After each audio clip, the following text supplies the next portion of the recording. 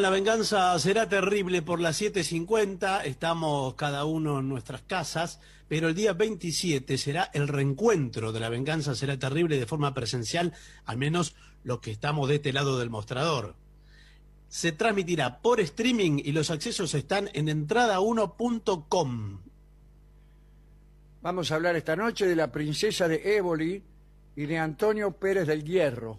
Es una intriga amorosa que tuvo lugar en Madrid a mediados del siglo XVI, en tiempos del rey Felipe II, que involucraba al rey también. Antonio Pérez del Hierro fue el secretario de Cámara y del Consejo de Estado del rey de España, Felipe II. Pero retrocedamos algunos años. Antonio era el hijo ilegítimo de un clérigo y secretario de Carlos V, o sea, el papá de Felipe II.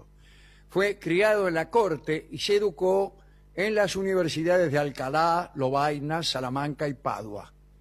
Al morir su padre en 1556, Antonio pasó a ocuparse de la Secretaría Real y fue secretario primero de Carlos V y después de su hijo Felipe II. Antonio Pérez, acá entre nosotros, era el amante de una cortesana famosa llamada Ana de Mendoza y de la Cerda. De la Serna. Más conocida como la princesa de Éboli. Era una viuda hermosa. Había perdido su ojo, un ojo, Bueno, sí. en un ejercicio de esgrima, pero su belleza hacía olvidar la desgracia. Todos los contemporáneos concuerdan en alabar su hermosura. El propio Antonio Pérez escribió: es una perla de mujer engarzada en raros florones de belleza y de fortuna. El secretario Pérez estaba casado, pero no pudo resistir los encantos de la princesa de Éboli. Dice la crónica que vivían una pasión ardiente, se visitaban con asiduidad e intercambiaban obsequios importantes. Un detalle: la princesa de Éboli había sido amante del rey Felipe II. Y Felipe era un hombre muy, pero muy celoso de sus amores pasados. ¿Ah, sí? Un día de enero de 1578, Antonio Pérez estaba lo más tranquilo en su residencia, amando a la princesa de Éboli. Y llegó una visita. Sí, ¿quién Era lo Juan cortó? de Escobedo, secretario del príncipe Juan, el hermano del rey, hermanastro quizá. Entre los secretarios había confianza, ¿no? Por lo cual, como visitante frecuente de la casa, Escobedo se metió directamente. Y cuando llegó a los aposentos de Antonio Pérez, lo encontró, según la crónica, ocupado en cosas deshonestas.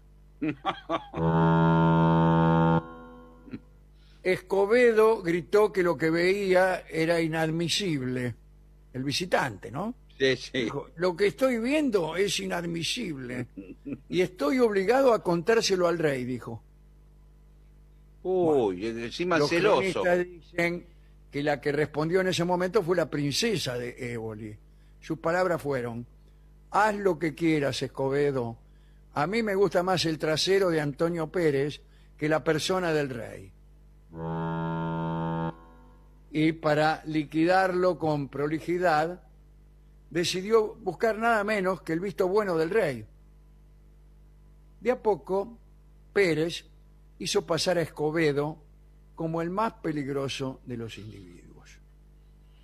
Acusó al secretario de querer imponer a Felipe II sus intenciones políticas y que para otorgar el poder al príncipe Juan, que era el hermano del rey, Escobedo pensaba sublevar el reino desde Santander.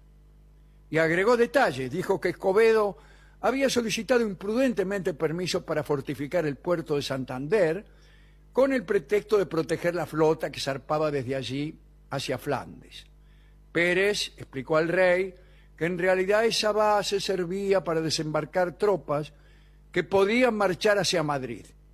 Y para hacer más verosímil este cuento, Pérez recordó al rey que su hermano Juan era ambicioso y que Escobedo era su inspirador. Es decir, él empezó a chamullar cualquier cosa de Escobedo al rey.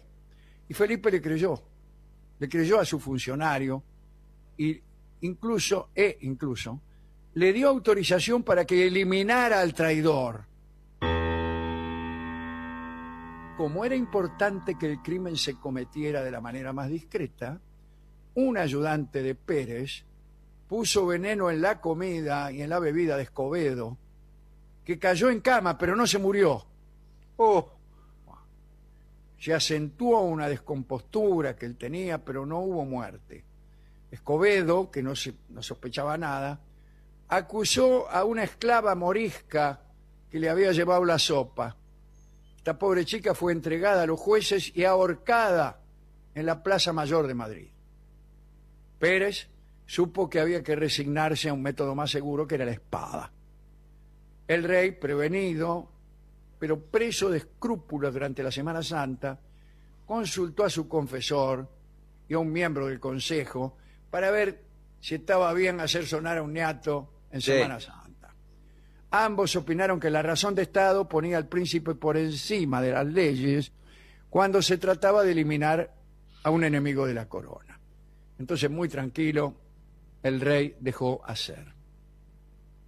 Pérez contrató unos esbirros y el 31 de marzo de 1578 los asesinos buscaron a Escobedo en la calle y lo ensartaron con sus espadas como churrasco y croto. El descubrimiento del cuerpo de un secretario real asesinado en la calle conmovió a Madrid. Los alcaldes comenzaron sus investigaciones. Bueno, al día siguiente del asesinato hicieron arrestar a todos los que trataban de salir de la ciudad. Bueno, obligaron también a los posaderos a dar el nombre de sus huéspedes. Pérez, mientras tanto, se mantuvo sereno y hasta tuvo el tupé de visitar al hijo de Escobedo para compartir su dolor. Para disimular, sugirió como responsables del crimen a los estados de Flandes, a soldados descontentos o a una mujer celosa. Lo cierto fue que, protegidos por el rey y por Antonio Pérez, los asesinos, los esbirros, ¿no?, partieron a sus provincias abundantemente recompensados, ¿no? Felipe felicitó a su funcionario porque pensó que el traidor que pervertía a su hermano para que conspirara contra él había desaparecido y que su trono estaba seguro. Pérez, satisfecho, lo más campante, volvió a sus amores con la princesa de Éboli. Pero el plan no funcionó bien. Poco tiempo después del crimen, Felipe vino a enterarse, Felipe el rey, ¿no? Sí. Vino a enterarse de los amoríos de Pérez con la princesa de Éboli y de otros detalles como la modificación a su antojo de la correspondencia que el finado Escobedo mantenía con el príncipe Juan. Los familiares de Escobedo, por otra parte, habían iniciado una investigación y se presentaron ante el rey con todos los detalles del asunto.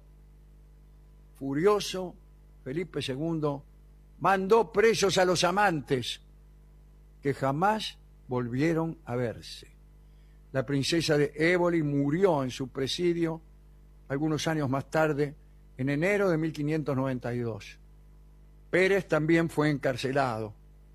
Después de 11 años de cárcel, consiguió escaparse disfrazado y se refugió en Aragón, en donde se sometió a la protección de la provincia, alegado que su padre había nacido en aquel sitio. Su causa quedó entonces unida a la defensa de las libertades aragonesas frente a la corona. El rey Felipe hizo que lo acusara la Inquisición por hereje.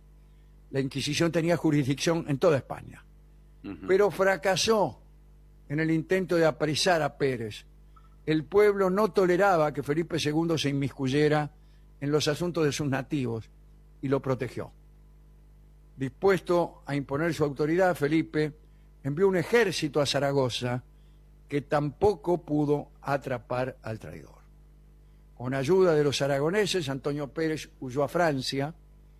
Fue juzgado en ausencia por la Inquisición. Confiscaron sus bienes, quemaron públicamente una estatua de él. Durante años, Antonio Pérez fue asesor de Enrique IV de España y de Isabel I de Inglaterra, siempre en sus secciones contra Felipe II, ¿no? Ujú. Se dedicó también a publicar escritos contra el rey, pero la verdad es que desde la muerte de Felipe II, Antonio perdió interés político. Y así, pobre y marginado, murió en París en 1611. Una triste historia, ¿no? Sí, sí. La historia de un traidor que en realidad se hizo traidor por amor. Bueno, sucede muchas veces. Sí, ahora, ¿por qué Escobedo no contó lo que había visto? Porque el otro le ganó de mano. me Claro, parece, ah, ¿no? Claro, porque- le calentó la cabeza al rey antes. Claro. Y al final no tuve tiempo de contarlo. Le ganó de mano en todo sentido, porque además lo mató. Pero yo que Escobedo no digo nada y salgo corriendo a los del rey. Sí, claro. Y listo. O si no, no digo nada y chao, que me importa. Bueno, ¿con qué canción podemos ilustrar esta historia? Yo creo que es finalmente una historia de celos. Claro. El rey celoso. Claro, el rey celoso. Y celoso de sus amores pasados. Es Sí. la peor clase de celos que uno puede sentir. Escucharemos Aquellos celos, una canción que va a cantar Imperio Argentina.